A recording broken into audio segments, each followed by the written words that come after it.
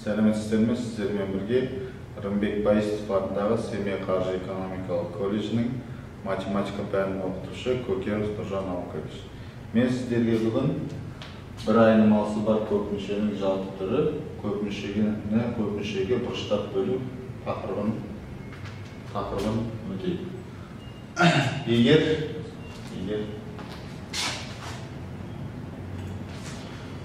A0, A1, A2, daha da hızlı yaptı. AN naқты сандар белгісі, онда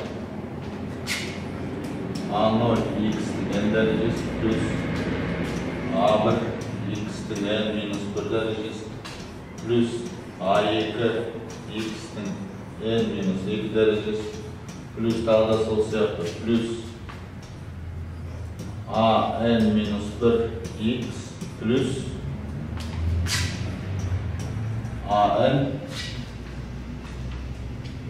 örneği kökmüşe de atılады.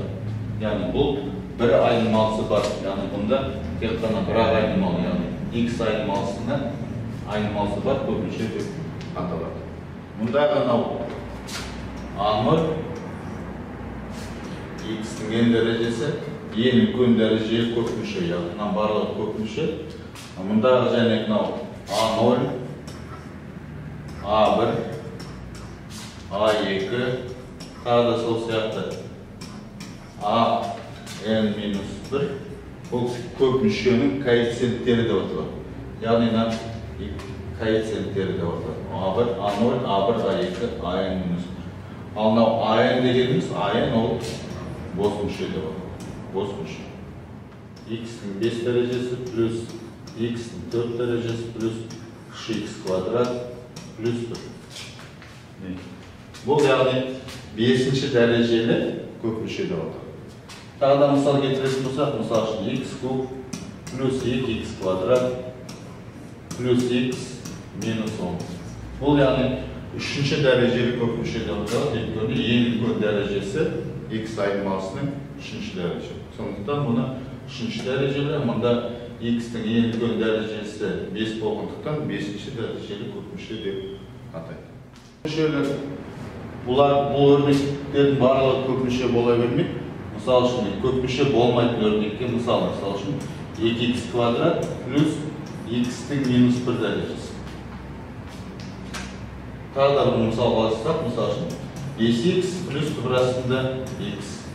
Бұлар көпмүшеге жатпайды, өйткені бұлардың x айнымалысының дәрежесі минус болып тұр, мұнда бөлшек болып тұр, яғни 2-ден 1 дәреже, немесе түбірасы дейді.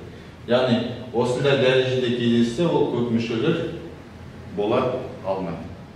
Көпмүшелерді fx, gx,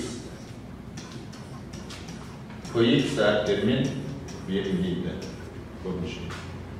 Енді жәнегі көпмүшені көпмүшеге бұрыштап бөлуге байланысты мынандай бір мысал қарастырайық.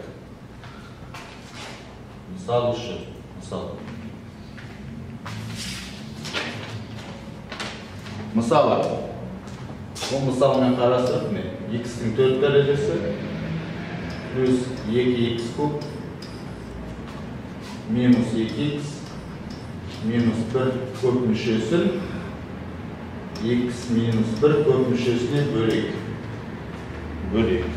Бұл көпмүшені көпмүшеге бөлу үшін және санды санға бөлген сияқты бұрыштап бөлеміз.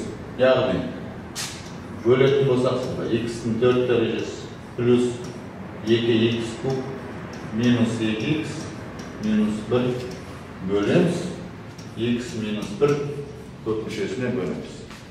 Яғни x-ның 4 дәрежесін, яғни бөліндіні бөлішке бөлгендейтін, x-қа бөлгенде x куб болады.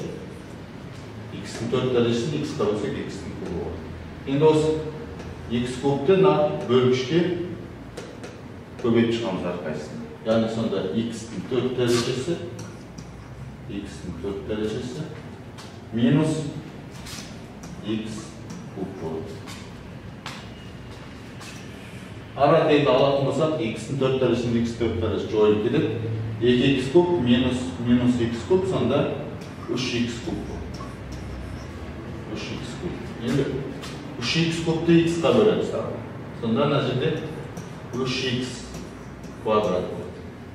Енді осы 3x квадратты көбейтейік. Көбейтетін болсақ, сонда 3x куб минус 3x квадрат. Енді жаңағы сияқты аламыз. 3x куб пен 3x жойылып кетеді. Минус тамамен мұнда 3x квадрат болады. Арбата минус 2x түсіреміз. Минус 2x. Енді 3x квадратты тағы да бөлеміз. Бөлген кезде сонда мұнда 3x шығады. Енді осы 3x'ті мына бөлгішке көбейтеміз. Сонда көбейтсек 3x квадрат минус 3x болады. Алатын болсақ, сонда 3x квадрат пен 3x квадрат жойылады. 2x минус 3x, сонда ол x қалады. Минус 1-ді түсіреміз. Сонда x, яғни x-қа бөлсек 1 болады. 1-ді көбейтсек, сонда x минус 1-дің өлші. Алатын болсақ 0. Яғни x-ін 4 дәрежесі плюс 2x куб минус 2x минус 1 көп мүшесі x минус 1 көп мүшесіне бөлгенде x куб плюс 3x квадрат плюс 3x плюс 1 көп мүшесі шығады. Не осылай көп мүшеге осылай бұрыштап бөлеміз. Яғни санды санға бөлген сияқты. Енді бұның қолданысын қайда қолданып? Бұл интеграл есептегенде, яғни алғашқы функция тапқанда. Мысал үшін мынандай интеграл қарастырайық. Осы интеграл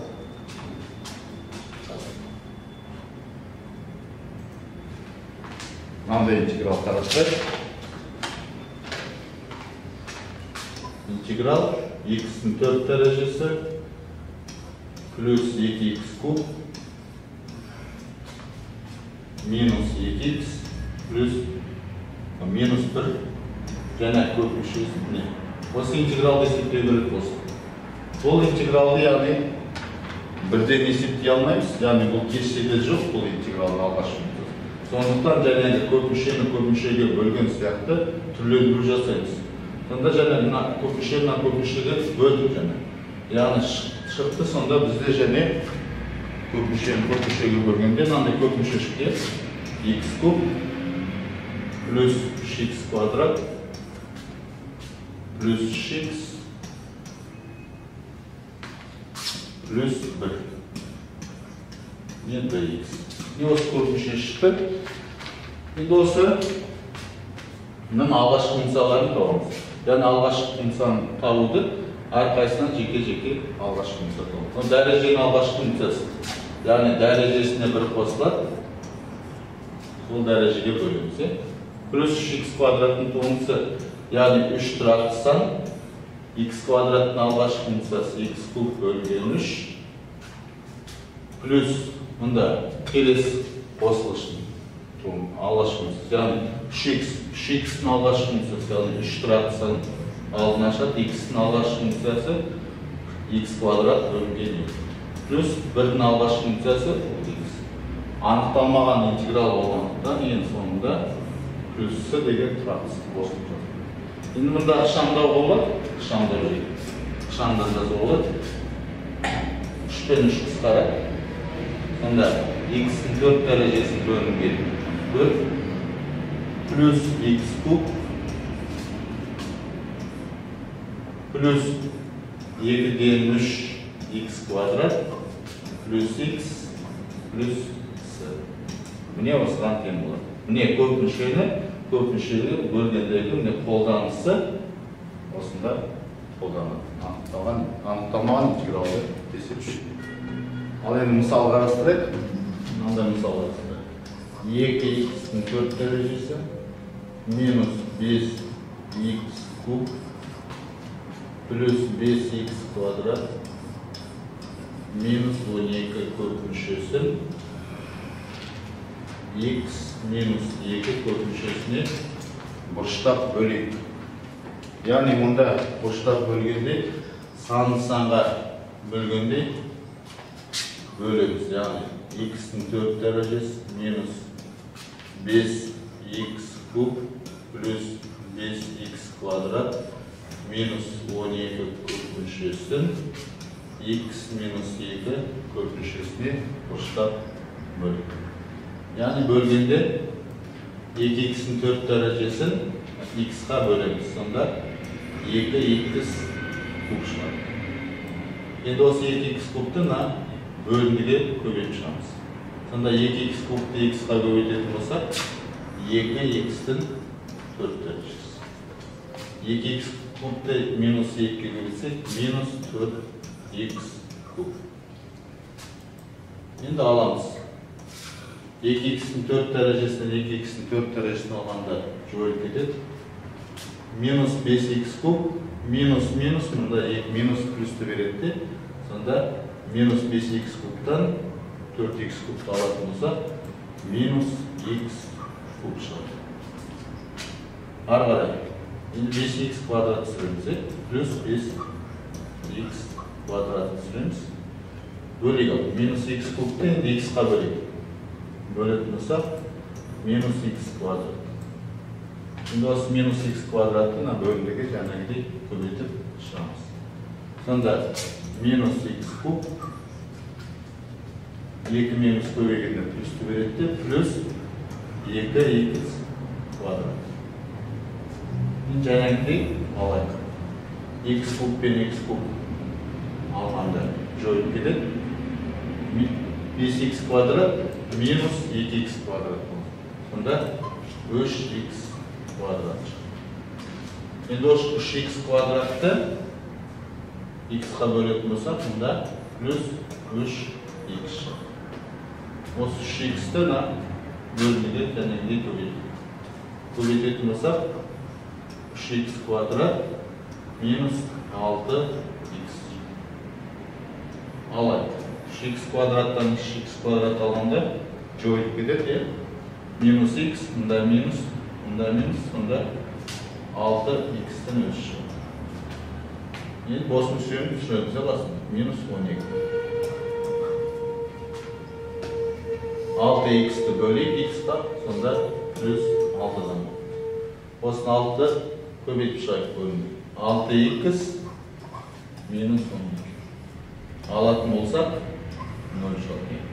Яғни, мұна 2x-дің 4 дәрежесі минус 5x куб плюс 5x квадрат минус 12 kök мүшесін x минус 2 kök мүшесіне бөлгенде 2x куб минус x квадрат плюс 3x плюс 6 kök мүшесі шығады. Жақсы, рахмет, көргендеріңізге сау болыңыздар.